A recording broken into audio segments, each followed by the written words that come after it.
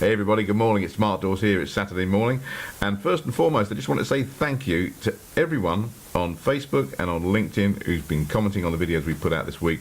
We've had some fantastic comments from you guys, so thank you for taking the time to do that, and a lot of those comments have given us some really interesting feedback, which is why I've decided to do this video.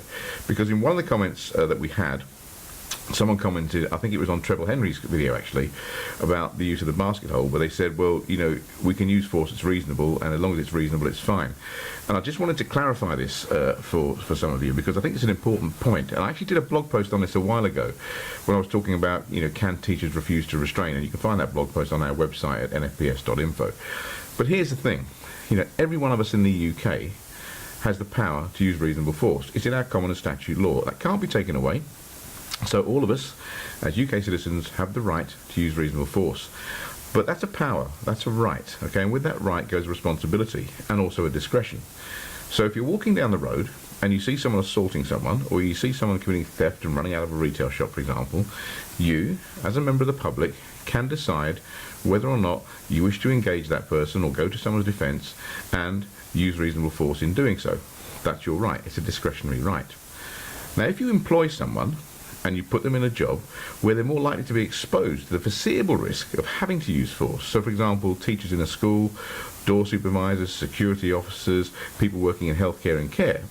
So they're more likely, you know, by the nature of their job now, they're more likely to have to actually, you know, hold people, support people, restrain people, deal with challenging and aggressive and violent behaviour.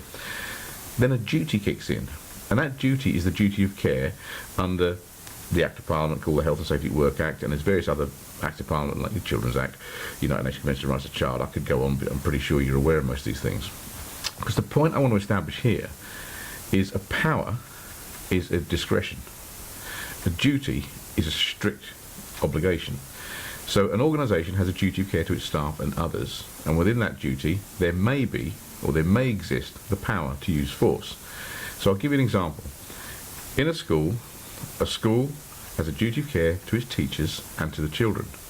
Now, as part of that duty of care, teachers may have to exercise their power to use reasonable force to control and restrain pupils, and you can find all the information on that on the Department for Education website. They've got guidance on there as to when and when not it may be excusable to do so. But you cannot, a school cannot just take someone who's come out of teacher training college, put them in a classroom and say, do you know what? You've got common law rights, you've got statute rights, you can use reasonable force. If a pupil becomes violent, aggressive or challenging, you can restrain them. They cannot do that, because within this duty of care is owed to the staff and the pupils. The staff have got to be trained, they've got to be given information, there's got to be instruction, there's got to be supervision, and this, you can also find this in the Children's Act and the United Nations Convention on the Rights of the Child. There must be suitable and sufficient numbers of adequately trained and competent staff. Now think about that, suitable and sufficient numbers of adequately trained and competent staff. Now if they fail to do that, then they've breached their duty of care, you know, particularly where an injury or, God forbid, a death results. So I just wanted to make that point clear. Our right to use force in law, under common and statute law, is a power, okay? And with that right goes a responsibility, and we may use force, we may not. It's a discretionary option. If a member of staff is employed, and as part of their employed role, they are likely, foreseeable in other words, to have to use force to control a patient or a service user or a pupil or a member of the public who's violent and aggressive or putting challenging behaviour, then the organisation has a strict obligation under this duty to ensure that they are adequately trained, there are suitable and sufficient staff numbers, they're aware of all the risks, etc., etc., etc., to reduce the risk of any harm coming from that foreseeable action.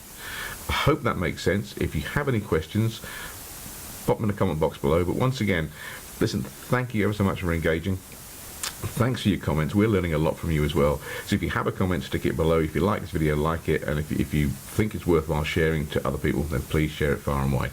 Thanks ever so much, and have a great Saturday.